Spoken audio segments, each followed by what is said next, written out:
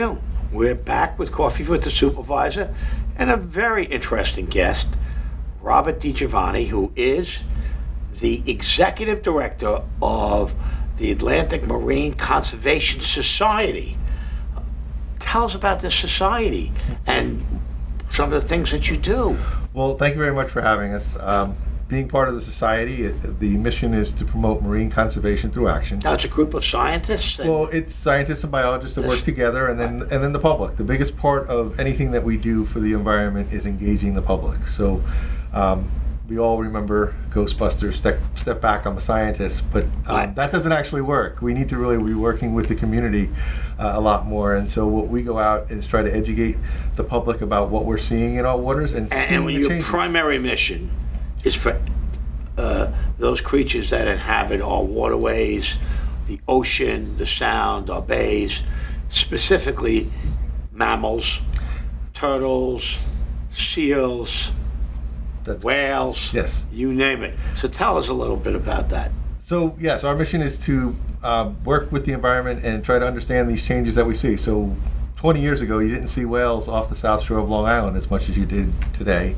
One of the things that we do at the society is try to understand why these animals might be washing up on our beaches and why they might unfortunately wash up dead. That's correct. And so what we want to understand is, are these natural causes or are these things that we are doing as members of the public? So how can we change Did they get hit with a rudder from a boat? Correct. Or propeller from the boat? Is there something else?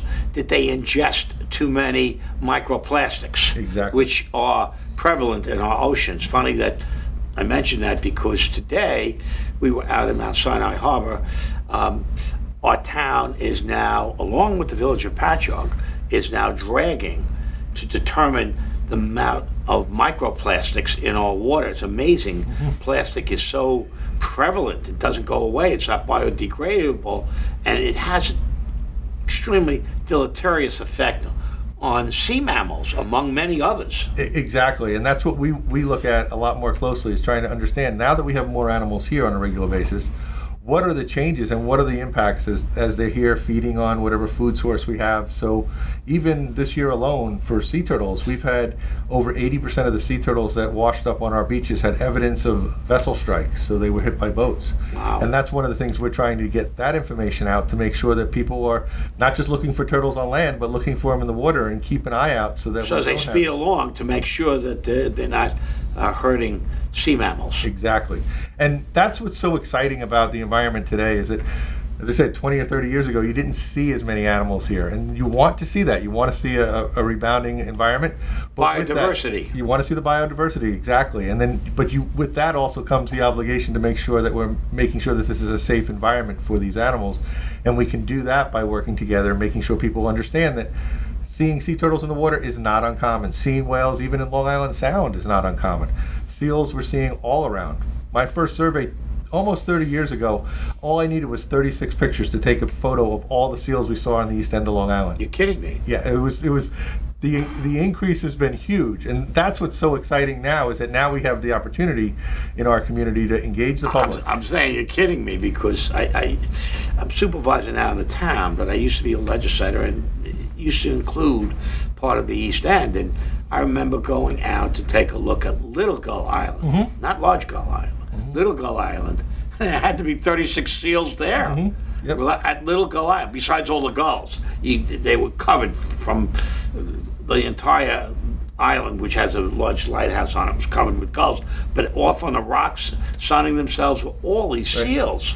And it's interesting that you bring up Little Gull Island, because I tried to buy it. I tried to get the county to buy it, because at the time the federal government was getting rid of the lighthouse, which had survived all types of hurricanes. Apparently, awesome. The house for the lighthouse got wiped out in the 38 hurricane, mm-hmm. and they had to run all the way up to the top, and the waves crashed against it, mm-hmm. and it was incredible that they survived. Yeah. Well, I mean, that island itself, now we're seeing gray seals that are inhabiting that. Yep. We just did a survey, and last year we saw about 500 gray seals on that island. So it's really cool. Well, that's great. Great Gull Island is right to the west of it, but it's just incredible, the marine diversity that we have. Now, do you work with the Atlantis Marina at all? We work with the stranding program is part of a network, so Right. they deal actually with the rehab of. Explain SEALs what and the people. stranding program is. The stranding program is a network of organizations that are in all coastal communities. So our network runs from Virginia all the way up to Maine. And that's if someone sees An like a animal- turtle, a cold stunned turtle. Cold Sun Turtle would be, they would call it in, so whether it be up in New England or Massachusetts or Virginia or even down into the Carolinas. If they see a seal washed up, or even a whale that's disoriented, like the one that was in Shinnecock Bay, which a lot of people was very upset with I guess it's Noah or. Yeah, there's been a couple of incidents. The one that we're talking about is one of the humpbacks that was actually in one of the bays. Since we've come online as Atlantic Marine Conservation Society about 3 years now, we've responded to over 570 animals in New York alone and Wow. 35 large whales. And we've had. Now, who's in your network to have that type of response? Well, for us, we deal a lot with our scientists that we deal with our team. We're a small team of 5 full-time staff that handle all of New York. Right. And you're based where? We're based in Hampton Bays. Hampton Bays. Yes, and then if someone wanted to contact you and say, you know what, I'm not a scientist, but I'm happy to help if I spot something because I take walks on the beach or something of that nature, how would they contact you? They can contact us at our office number, which is the 631-317-0030. We'll put that up on the screen. Or And go to our what's your website. mail address? We're in Hampton Bays. We're 147 Montauk Highway in Hampton Bays. Oh, right on the main road. Right on the main road there. So we have an office there. But the bigger part of what we're doing And the website? I'm sorry. Go ahead. Email address? I'm sorry to do that. It's okay. But it's, if someone wanted to contact you, we'll put it up on the screen. It's amseas.org. So Great. it's AMCs, like Morning Seas. But our organization is about being mobile and being out there. One of the things that we have is we're bringing online a 26-foot mobile response trailer so that if you have a major event, we can bring those supplies and equipment to that event. We're now building a 12 by 25-foot tent structure. That one of the things that we want to do is start training and practicing more for, I don't want to say disasters, but major events that tax the system, and that's how we work in our network. Animals that are stranded, for example, and maybe facing death if not rescued. It could be animals that are stranding that are coming up. It could be anything from natural disasters to an oil spill event to Right. the point where you just have an overflow of all the facilities. So we tend to, as one of the newest organizations, when I had been doing this for 25 years, and what I realized is all the organizations can do so much, but there's not a group that can help if someone else, like your neighbor, you need to borrow the lawnmower kind of thing. How do you get a team of people that can help and be able to go out and work in your backyard and respond to that? And so that's the structure that we're trying to develop right now.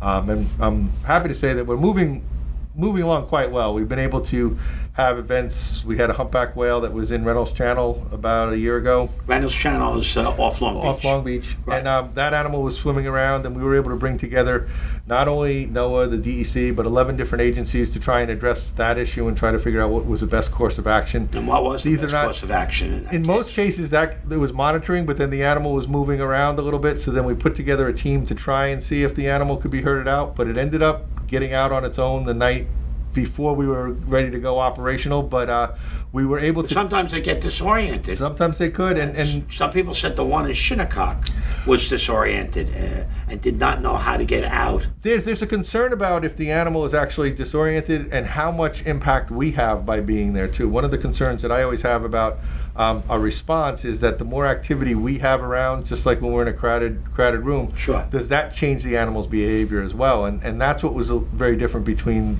the previous event and the one that we just ran not too long ago, is that we were able to work with not only, as I said, the agencies previously mentioned, but also the Coast Guard, and make sure that we can control that area to make sure that we weren't. If you think about how you would boat, you're going to go boating in the deepest part of the channel, Right. which then pushes the animal out of the deepest part of the channel. Right, So- because the channel is usually there's a federal channel, and on that, our bays are by nature very shallow. But there's a federal channel that they maintain.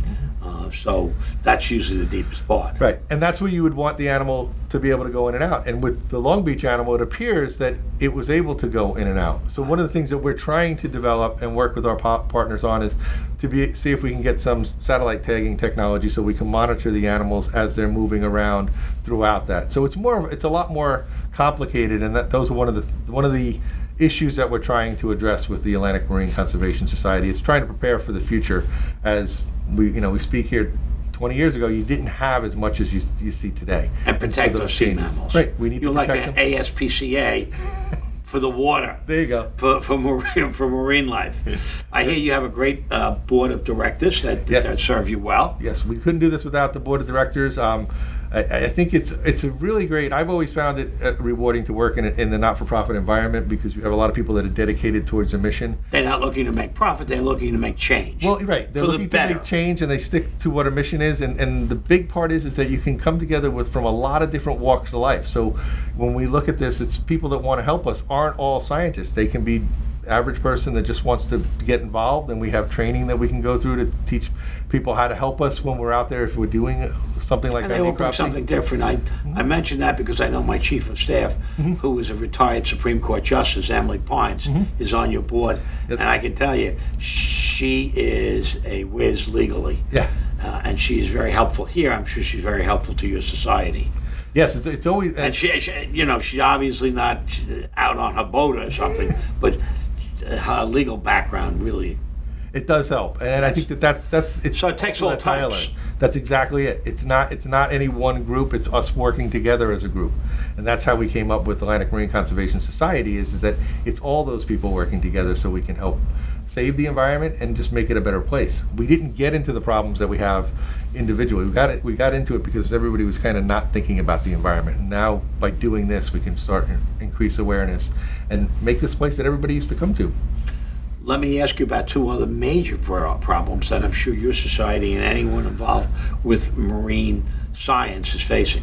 What about the issue of pollution, particularly nitrogen and other pollutants that are contaminating our waterways? Look, I grew up on Long Island. When I was a kid, I used to swim in the Great South Bay. I could walk out there to my neck and look down and see my feet. I don't think I could do that today. Right. Tell me about those issues, pollution and turbidity, et cetera, in the water, and the impact on marine life. Well, that's a really good question. When you look at the biodiversity, as we spoke about earlier, you have animals here, they're going to need to feed on a food source. You have a food source that's not doing well. Just think about how we would eat. We all want to eat healthier, sure, and we want to pick. But if we're not eating food that's quality, then we're not going to be as healthy. So then that can impact the whole ecosystem, and that creates the problem. So when you have contaminants in our water, or algae, and blue-green algae, the rush tide, whatever. Exactly. When you have any of those organisms or any of those issues where you have a hypoxic situation where you're going to have animals that would be dying off for those reasons. Hypoxia means lack of oxygen in the water, because we need oxygen, but so do mammals. Yes. Whether they swim above or below the water. Right. And also the fish that are there. So that's what happens when you have a low oxygen environment. Then those fish are going to die off. That's going to put a burden on the system. And then that's going to create a lack of food for the other animals that are here. One of the reasons we see with the bunker fish. Exactly. Exactly it. Yes. Out in Hampton Bays and other areas. Yeah. So many of these little fish are driven in by predators into shore. But there's so many in a very confined area, they use up all the oxygen and they die. Yep. You see them all float to the top. Exactly. And so here's a positive and a negative. So you have so many come into an area and they can die, but you also have so many of them coming into an area. Right. That's what you can have more whales here for, because they're feeding. I've seen a lot of photos of whales humpback whales breaching or coming out of the water feeding, and that's the food source. So if you have those animals here, they're going to stay around longer, and then we're going to be able to see them from our shores. So pollution's one major issue that we just talked about. Tell me about climate change and the impact that that's having. Well, that's an interesting topic, and it's one of these things when you get into science, you realize that there's enough questions that you'll always be working. Understanding those, permanent employment, it's such a good thing. Understanding those changes within climate is very complex, but even looking at just simple things like changes in sea surface temperature can impact how we have distribution of certain species. Putting it in basic, if you look at do we have crabs moving from one area or organisms that feed on the bottom that feed in a certain temperature regime? If they move out of the area, then the food source that feeds on them might move out of that. So you might see changes in turtle distribution. And are we seeing that now? It's a little early for us to, from what we understand, looking at it from a sea turtle or marine mammal perspective, to really tie water that. temperature. We are seeing changes in water temperature. I mean, there are changes not only here, it is but warming. we're seeing, yes, and we're seeing that in the Gulf of Maine. You're seeing changes. Those are definitely documented. And so what those impacts are and how that changes the ecosystem is something that we're really trying to understand a lot more. And New York and Long Island area, I feel is a great place for us to, if you were trying to set up an experiment, you could look at what's going on up in the Gulf of Maine and see those changes and see the changes that they had 20 years ago. And now we can start studying what's going on here and seeing how they might be paralleling what's happening. And they even moved down south to Chesapeake by saying whatever is happening there may occur to us in the next 10 or 20 years. Exactly. Because we're due north of that, that type of thing. Many years ago, I worked with a colleague of mine. We were talking about the increase in seal strandings as they went down the coast. And he was from Virginia, and he was working at a Virginia aquarium. And they were talking about, we get one or two. And I said, well, you know what? 10 years from now, we'll talk a little bit more, and you're going to see a lot more. And that's what we saw 20 years ago. We started, in the 90s, we started to see a big increase in the number of seals that were stranding here.